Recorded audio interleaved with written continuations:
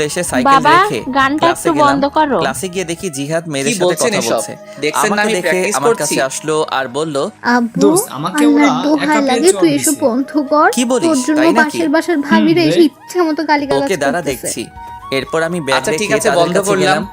আমি গিয়ে বললাম, আয় বাবা কি তুই হলো? আমার সাথে আয়। জিহাদকে মারছো কেন? না, তোমরা তাহলে যাও, আমাদের আমি সাথে ছাদে একটু হাওয়া ফাজলামো বাতাস করে খাবো। কেন? কি করছে? তারপর ছাদে বসে মনের আমাদের সুখে গান ব্যাগ দিয়ে শুনতেছি। বেঞ্চ পরিষ্কার কিছুক্ষণ পর করছে। রিয়া আপু আর তাই তিথি নাকি? আসলো।